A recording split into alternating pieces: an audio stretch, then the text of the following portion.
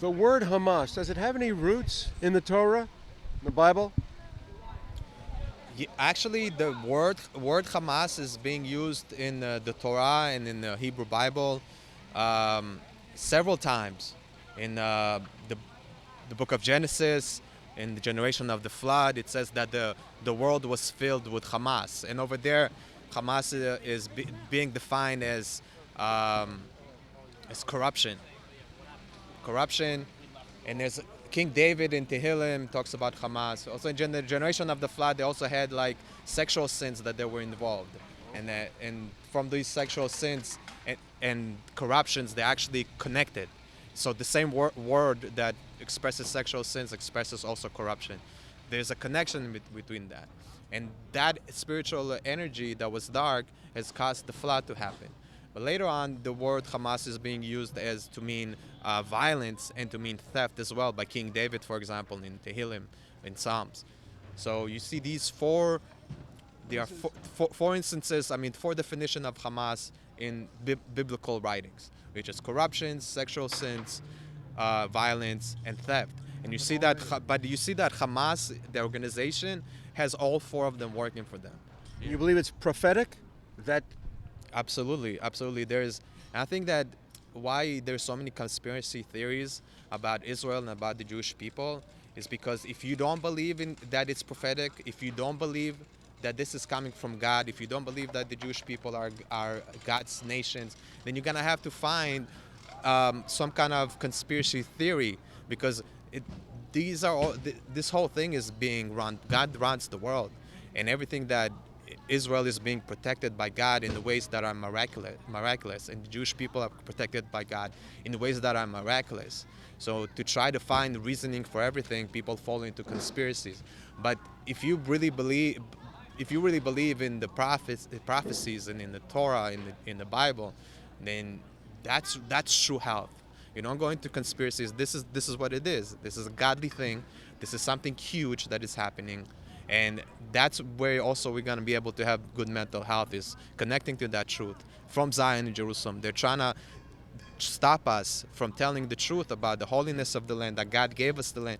Israel doesn't belong to the Jewish people because of our Jewish presence there only. It doesn't belong to us because of the Holocaust only. The real reason Israel belongs to us is because God gave us that land. That's the first and foremost. And then everything else makes sense from that. And we need to express to the world that world peace comes from that. And you have the choice for you. The Jewish people we're gonna be fine either way because God is with us. But I'm worried about the greater of humanity because you have a choice to make. If you stand with the Jewish people, you stand with yourself, you stand with redemption. And so that when redemption and the good expresses itself, you're already on that boat. You're already in good health. You're going into the path of healing from this exile, which in Jewish thinking, exile means the concealment of godliness. God is one, meaning the concealment of unity. you say the concealment of godliness? Yes, so we say that God is one, meaning everything we're supposed to look at as being united. Even though everything looks separate, everything is still one unity. So if we are living a godly life, we unite because God is one. Everything unites into one being, one essence. And the evil forces, they're the forces that want to separate, divide, and conquer, And you have them all around the world right now. And as humanity, we have the choice right now. We stand with the Jews, we stand with the good cause.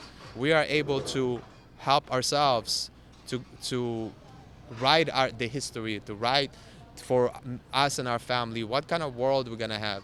Because we can have right now the war in Gaza be the last war. If Israel is actually going to defeat Hamas and everything else in a complete way, if it's a complete victory, then that would bring peace the most, that would bring world peace. But if you start showing weakness and you don't support Israel and you're leaving Israel to stand alone and be in a vulnerable position, then is gonna hurt first and foremost yourself, your humanity. And so it's more than just looking at the outside and being able to speak out saying this happened and this happened. It's all happening inside of us because the war within Israel is a war that is internal. It's also a spiritual war. And how do we do with our inner? We all have inner demons, and we control them and put them to the side and focus the energy into the goodness, or are we like allowing our inner demons to win? You know. And if we allow inner demons to win, we all lose. Our family gonna lose. Everybody. Just like, you know, in Nazi Germany, it was a demonic force that was taking over the world. So short-term, they gave short-term games, short-term satisfaction. People went through it, but then long-term, Germany has lost millions of citizens, and the whole world lost so many millions. And Germany has been in shambles, and took tens of years for Germany to come back with the regulations and everything else. So don't make that mistake again. Like, God has took us to a world war before, and we can learn from that so that the third world war would not have to be a physical war. It could be just a spiritual war.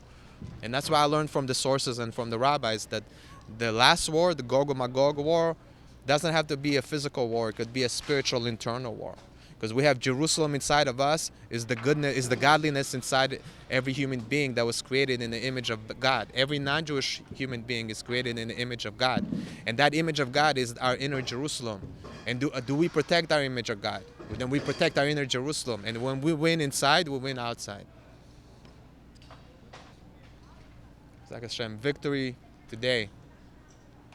Internal victory, external victory, and both combined together. We'll see the revelation of the redemption from Zion, Jerusalem, to redeem the whole world. And for once and for all, there's going to be no more wars, because there's going to be the unity of God. And when there's unity, there's no separation. And when there's no separation, there's no wars. We have the choice. We can do it now. So I'm making the choice right now to be better. And I take upon myself to, right after this interview, to do a short prayer for the world's success.